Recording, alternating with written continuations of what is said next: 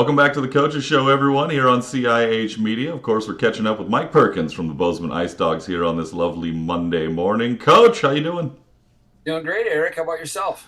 Doing well, you guys. Hey, great news. The streak is over. You're back on the winning side of things. We'll get to the games individually in just a second, but how's the team feeling here on this Monday?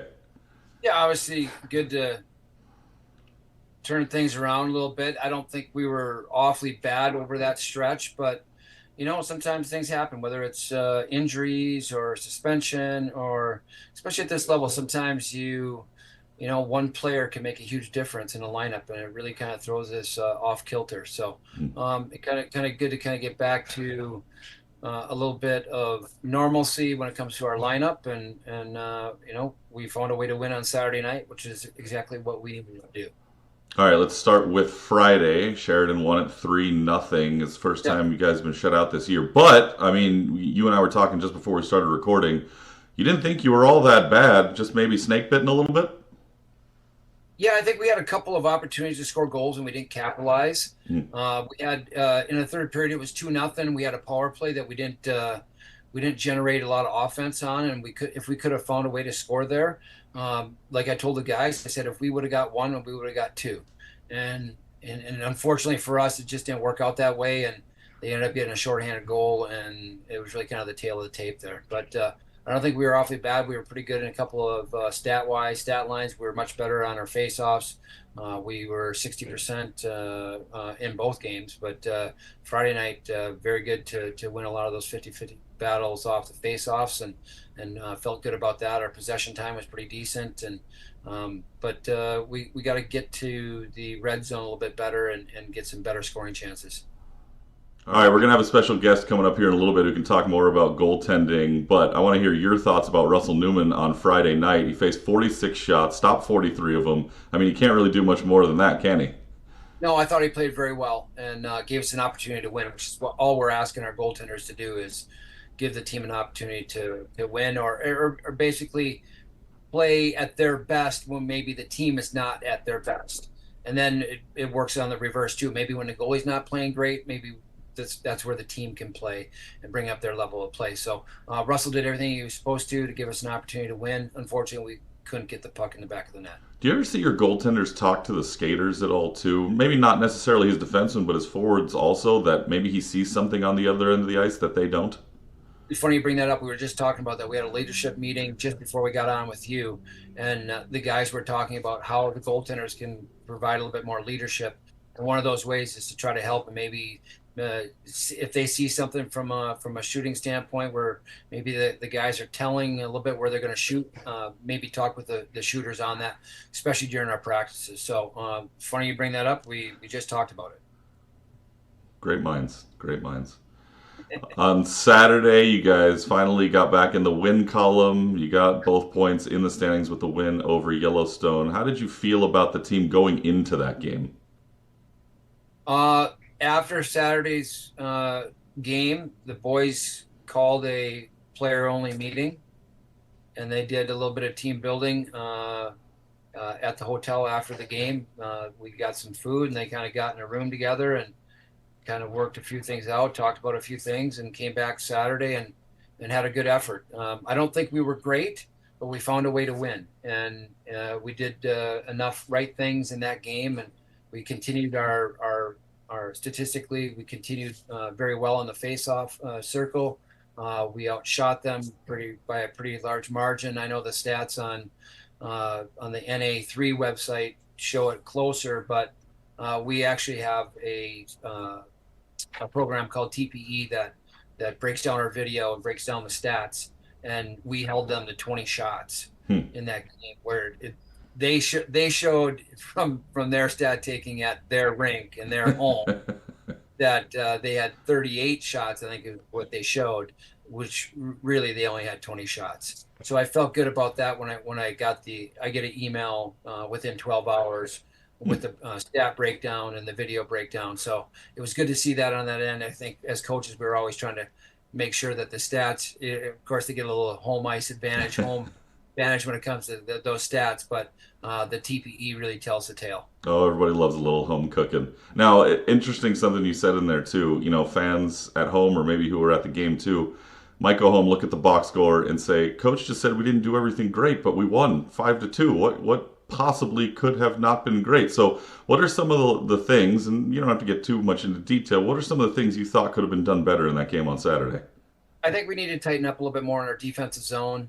Um, we've definitely gotten better there. Our exits out of the defensive zone are improving a little bit better on our backtracking through the neutral zone and limiting opportunities coming off the rush for the opposing team. And Saturday we were better, but still we need to improve upon that. 5 different goal scorers on Saturday. Did it feel like it was contagious and starting to spread amongst everybody that everybody wanted to get a little piece? No, I mean I think it's great when you have that where a team is we're getting primary and secondary and tertiary scoring and that's just a sign of a good team where you can get scoring from all depths of the lineup and you get goals from defensemen, you get goals from forwards, and I think that's where we gotta really get back to is getting depth scoring, and when we do that, we can win. Jace Griffin had a shorthanded goal in that third period on Saturday to pretty much ice things away. What do you think he saw in that play, and how did that all develop? Well, if 5-on-3, uh, they make a little bit of a mistake. They start pressing, trying to get the puck in the back of the net to try to bring things closer, and he pushes the puck forward and accelerates, and they can't catch up to him. And he made a great shot, got the goalie leaning in one direction and went back the other way. So, Jace is a heck of a first-year player and still learning in some areas, but he definitely showed his abilities in that play. And then, of course, Jack Ryan was in net on Saturday night. He picked up the win, and he stopped 36 out of 38. Talk a little bit about his performance in that game against Yellowstone. Yeah, he made a couple of key saves, couple breakaways that probably shouldn't have happened, but he was there to stop it, and that's what I was talking about, where goaltenders can really help your team out when maybe you're not playing at your best, but they come up with a couple of huge saves, and Jack was able to do that on Saturday night. And goaltenders need some coaching too, and that's why we have a special guest here today to talk about it. All right, joining us today is Paul Beutner, the assistant coach and goaltending coach for the Bozeman Icedogs. Paul, thanks so much for joining us. Appreciate it, Eric. Thanks for having me on. It's been a while, buddy. Good to see you. I know, it's good to see you again. It's been, oh gosh, it's probably been a couple of years, but glad we can talk this time remotely, not so much in person. But first, I got to ask, you're the goaltending coach over there. You've got two wonderful netminders. How much easier do Jack Ryan and Russell Newman make your life on a daily basis? And to be honest, really easy. The hard part is picking who gets what game. Mm. But they're contrasting styles, and I think that's what makes the pairing great. When you have contrasting styles, you're not just throwing the same thing out over and over. So Russ gives you a little bit different look than Jack does, and being able to kind of compound them, going one after the other, puts us in a really good 1-2 punch every weekend. I predict. So how do you make that decision on a game-to-game basis? Are you looking at the matchups against who you're playing and say, all right, maybe Jack's a little better for this, maybe Russell's a little better for this? Yes, 100%. Me and Coach Perky, we sit down in the office all the time. We do pre-scouting reports, and per that, we make our judgment through it. But we sit and we talk through a lot of different elements and trying to give our team the most successful chance to win. And that's the hard part is both of them do. So they both have a great argument to play every single game, and to be honest, they both are number one goalies. So most teams have a 1 and a 2 and a 3. For us, we only carry 2, and that's every practice and every game. We do have a practice goalie that comes out occasionally, but it's those 2 guys, and they're carrying the load of everything. So with them being as skilled as they are, it makes our job, yes, easier, but also harder because now it's trying to say who gets what, and they both are earning more time, and it's hard to give them that when they're both earning it. No rock, paper, scissors before a game if you can't decide? We got close. We got close. But yeah, I mean, we've been lucky that they've both been healthy too. Mm-hmm. And both of them are just, they're competitors. I think that's the best thing about them. I've coached a lot of goalies.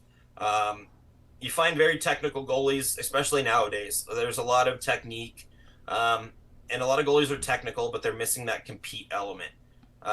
Whereas these two kids, they're going to compete, whether it's practice, game, warm ups, suey by the bus. They're competing, and they push each other, and they got a good friendship. They're rooting for each other. They talk through things. We all three of us we sit and we talk through a lot of things. Um, and nobody points any fingers. They're there to pick each other up each time. And they only know what they're going through, right? Those are the only two here that truly know, besides myself, that know what they're going through. Being the guy in pads isn't always the most glamorous spot to be in, and they wear that weight very well. How do you manage their mentality, especially going through that losing streak that you all were on, and making sure to keep them positive and know that a lot of the times in hockey, especially for goaltenders, that really it's not really your fault some of the times but you got to still keep positive and keep your teammates in it. I think that's where my job comes in, is just helping them stay confident. Um, you're going to hit bad stretches. I mean, it's a 40+ game season. You're not going to be able to stay on a high the entire time. And especially as goalies, right? Like you live in your own world. You're in your own head. Um, and when you're in your own head, you tend to find some negative space there. So it was just really kind of keeping them on track, really breaking down the video and just saying, like, just stay the course. I mean, we're doing some good things. We got to clean up the bad, but ultimately their job as a goaltender is give our team a chance to win. And I felt every single game that both of them have been in, they've given us a chance to win all the way as late as the third period with, overtime with 1 second left. They've given us a chance to win. So it was just kind of keeping them confident, maybe pumping their tires a little bit in some areas, but just understanding that, the bad days are going to come to an end. I do a lot of analogies with the team, and one thing I brought up is bison during a storm, and they don't run from a storm. The bison walk to the eye of the storm because they know that's the fastest way out of the storm. So my job is to keep the guys trying to go head first into that storm and being confident doing it. So it was a lot of talks, some video breakdown, but just ultimately just kind of hanging out, getting on the ice, putting in the work that we've been putting in, and saying just keep doing what you're doing and giving us a chance to win. Let's look more specifically at this past weekend. What did you like from Russell on Friday? What did you like from Jack on Saturday? I thought Russell was very confident in his net. Um, he's a bigger body than Jack. Yeah, Jack might be a little bit taller, but in net, Russell is a little bit bigger. Hmm. And he has a tendency to kind of rely on that a little bit too much at times. Hmm. But as we've seen game by game, he's gotten better. He's staying dialed in. And to me, it was just how calm and composed he was in the net. And that led him to make quite a few saves above expectancy, which is one of the stats we keep. He was up there in that category, just making some huge saves for us and gave us a chance to fight through a very good Sheridan team. I love it. Analytics. Are you an analytics guy? 100%. And I Yeah. follow some crazy statistics. Goalies, we keep our own stats, but we do, save above expectancy. We do save retention rate, which is, a puck shot to you. Are you giving up a rebound? Are you swallowing up the rebound? We do it by area, so we know where that shot's coming from. Say the right side, our right quadrant, his save retention rate's at a 10%, as opposed to the left side where we're at a 20%. So then we start breaking down in those elements, like maybe there's something we're missing. Maybe our angle's off, our depth is off. We're doing something a little different, but yeah, we keep some crazy stats here. Hey, whatever gets those 2 points every game, right? So that's Exactly. probably a Whatever good whatever strategy. lets us coaches think that we're getting it. Yep, that's helpful. All right, before I let you go, you're a Michigan guy, but you're a SoCal guy too, and I know people can't tell because you have the hat on backwards, but you got the LA on because you are a Dodger fan and you were down here for the three home games in the World Series. First, congratulations on your boys getting it done. How did you become a Dodger fan, and how great has it been for you over the last 6 years? It's been fun. It was a lot of hard years, to be honest. A lot of people don't remember the 2014 to 2016 where we're losing to the Cardinals. things like that. And then running into the back-to-back World Series, you might be happy with one of them because it was the Red Sox getting one of those World Series wins over us. But you did give us Mookie Betts, so I do appreciate that. But there's a lot of hard years. And then, 2020 was still called the Mickey Mouse Championship because it wasn't a full season. So last year we got to quiet some of the critics, and then this year we quieted a lot more. And the funny thing was, obviously, we had games, so I couldn't watch game 6 and 7 because I'm on the bench coaching. Mm-hmm. And I have a strict rule with the kids. We don't have phones, so I'm not on my phone either. And so I'm not checking it until after the game. After the game popped up Saturday night, it was bottom of the ninth when I looked at it, bases loaded for the Blue Jays. And I'm not going to lie, my heart was batting pretty quick there. But they end up going to the 10th. We get on the team bus. I finally got the feed on my phone. And it rolled over to where Vladdy Guerrero hit the double. And so I turned it off instantly because the first play I can't have on my phone. I'm not going to be that superstition and break it. And so I turned it off. The game kept going. We pulled into a gas station, and one of the kids had it on his phone. He pretty much said, Butsy, they're about to win. They had a home run. I kind of got a little excited. They showed me the phone with first and third with Kirk up to bat, and I simply said, we're going to give him something inside. He's going to ground into a double play. We're winning this World Series. I walked away to grab my drinks, and that's exactly what happened. And unfortunately, I scared the poor gas station clerk. I screamed extremely loud. I was kind of pushing some kids, jumping around, giving Perky a hug. And then I had to apologize profusely to the gas station worker. Apparently, he had some PTSD with loud noises, and I didn't help him out. But I apologized profusely, left him a little bit of a tip. But yeah, I celebrated very hard. First call was to my best friend. Usually most people would think it's family. My kids go with me to Dodger games, but the reason I'm a Dodger fan is because of my best friend. He's had season tickets in his family since the 60s. They started at the Coliseum. They followed it all the way to LA and going to Dodger Stadium.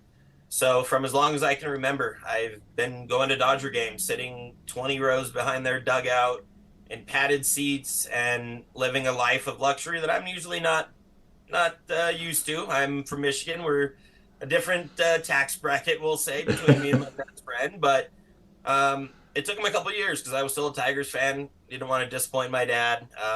So that's why I still follow him. I still can't give up that Detroit part of me because my dad was a diehard Tigers fan. And a lot of my baseball I got from him. A lot of my sports I got from him. So he wasn't too happy when I switched to be a Dodger fan, but he understood. And so from about age 10 on, and I'm 41 now, I've been a diehard Dodger fan going to anywhere between 20 to 40 to 50 games a season sitting in those seats. So extremely lucky, but it's a lot owed to my best friend. That's such a great story. And, the one last question I did want to ask you, going back to the hockey team, is you coached the Icedogs. You left. You came back home to SoCal for a little bit, and then you came back to the Icedogs. What is it about this Bozeman team that drives you back? I don't know if it was planned. It really wasn't. I went through a really hard year in Long Beach. I had worked my butt off out here for 2 years to get an opportunity. I got an opportunity. Unfortunately, it didn't work out for many reasons. But ultimately, I was the captain of the ship. It wasn't working, so there was a change that was made. So to be honest, I wasn't really looking to come back out here. I was almost looking more to being done, which was hard to swallow because that's all I've done. But there were two people that wouldn't let me just say I'm done and close the door. And one of them was, a coach back home named Courtney King. And the other one is Coach Perkins. And he tried, he kept trying, and I just kept telling him no. And it was no. Like, no, I'm not doing anything. And he wasn't even asking about coming back out here. It was just like, hey, keep coaching. And I'm just like, no, like there's nothing left in California for me to go unless I go backwards, which I wasn't looking to do at the time. So he just kept pushing me. And then it turned to, hey, just come out here for main camp. And he knew he could sucker me there because it's a week-long vacation in a sense in Bozeman, Montana, which is absolutely beautiful. and I came out here, and the worst thing I did was I met the group of guys, and that had me hooked. I knew that this could be a special locker room, and we've talked about it a bunch. This is a special group. Normally, you get really good kids, but the ultimate bringing together of the entire group doesn't always happen. Um, and we're achieving that here with this group. And you can attribute a lot of it to the leadership group with, Lex and Brunsey and AK and JR. Um, they bring a very good welcoming element, and they're open to everybody. So there's no cliques in our locker room. Everybody hangs out together. We do trivia nights in the locker room. Thursday nights we do our Crimson Club, and everybody just comes and hangs out. And for some teams, that's hard to get everybody together, but everybody is in this together, and they're seeing that the older guys are taking care of the younger guys, and that's what drew me back in. Was I've tried to build this locker room myself for many years and never achieved it, and seeing it out here, knowing that he had a need at assistant coach and also a little bit of goalie coaching.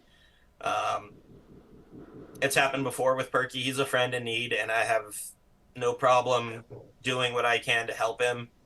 Ran it by the family, figuring that the wife would say no, because that's the hard part, is the family's back in California and I'm out here. Mm. But the wife said go. She was the one more pushing, because the reason she married me was because I chased my dreams. And she didn't want to see that end over one bad year. And so with her and Perkins together, they made this happen. And I came back out here refreshed and ready to put in work, and was lucky to jump into a good group like this. Well, Paul, it's so great to have you back with the Ice Dogs. We love watching the team and seeing all the good things you guys are doing. And I'll let you go now, but go watch the parade. Go celebrate a little bit. I will. I bet I will, buddy. It's really good to see you. I know we had some chance in California to meet each other. But being out here, I've been waiting to be on this show. I've been yelling at Perky, when's my turn? So he texted me late last night, probably 11 o'clock. He didn't want to give me some early heads up, because he knew I might be in a suit and a tie or something. Uh, but no, I'm excited. It's good to see you. It's good to see you healthy. You're looking really good.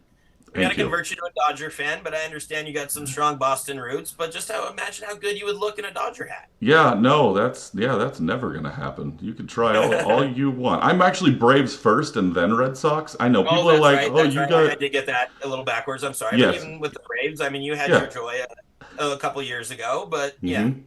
And I was good. I remember when the Braves won that one. I said, "I don't care for the rest of time. I got my one. I'm good." yep. That's how we felt last year. To be Yeah, honest, that's how 2024 felt. We really didn't care, but we have that big of a payroll. You can't really just you use gotta. two seasons, and you need to make some championships. But yeah, no, it's good to see you, buddy. I love what you're doing here. All the boys out here love it. They're all chomping at the bit to be on the interview. Yeah, so we just appreciate what you do to help our team, help our organization, just to get more out there in the social media area. So we really appreciate you, buddy. Oh well, thank you. Yeah, we certainly love it, and good luck to you and the team. Paul Beutner, thanks so much for being here. Hey, we'll talk to you soon. Yeah, thank you, buddy. Good seeing you. Mike, tell us, what has Paul meant to this team, not just from his first stint, but also coming back this year? I know you guys have known each other a long time, but what has he meant to these Ice Dogs? Yeah, Paul brings a lot of different elements. Obviously, he's a goalie by trade and a heck of a goalie coach, but he's much more than that. He coaches our forwards as well. I run the D, he runs the forwards. He's got a really good sense of finding line combinations, and I'm a little bit more traditional, and I like to try to keep lines together. He does a really good job of mixing and matching wingers with center matchups, and if we need a little bit of a jump, he knows how to put a certain group of players together to kind of give us a little bit of a push. So obviously that element of it, and knowing that the forwards are taken care of, and allows me to work with defensemen, which is when I first started junior hockey, that's really what I worked with, was defensemen, which is weird because I was a center as a player, and it took me some time to really kind of learn to coach defensemen. But I really enjoy it, and I think it's a huge element, and allows me to work with our defensemen here in Bozeman. So Paul's been huge on that end of it. He brings a wealth of knowledge and experience all through the different age categories of hockey. I first met Paul we had coached against each other. And when Miko was a peewee, he was coaching at the Wave, I was coaching at the Ducks, and we got to know each other a little bit at that time. And then we found a way to bring him over to the Ducks, and we started coaching together and working together at that point. So we've known each other for quite some time, and he's number one, he's a good friend. Number two, he's a heck of a coach, and I couldn't be more happy to have him working alongside of me. Awesome stuff. All right. So this weekend you got two home games coming up against Gillette. How do you keep the train rolling this weekend? Well, they're on a roll themselves. They've been, I think they won four, maybe their last five. Um, they have a good team, and we're gonna have to put our best game on the ice to be able to beat them. So, yeah, we're looking forward to getting them in our building and give them a little bit of Bozeman home cooking. Yeah, get those shots on goal totals high. No. Yeah. No, it's funny because every home team wants to kind of pad their stats a little bit, Yeah. right? It's kind of normal, right? So yes, as soon as the stats are over in the game, the first thing that runs through my mind is I can't wait till I get to the TPE report on it so I can really see what the shots were. TPE does a heck of a good job of really dialing in our stats, our not just the shot totals, but everything from time on ice for individual players, time on ice for particular lines, power play groups, PK groups, and a bunch of different stats, shot totals, hit totals, turnover totals, takeaway totals. So I think it really gives us a good barometer of stats, so we can really kind of gauge where each player is and then where we are at as a whole as a team. All right. It's the end of the show now. I'm going to turn it over to you. What do you want to bring up here as we head into these two games this weekend? Again, I just want to bring up Paul's influence on our team and what he does for our group here.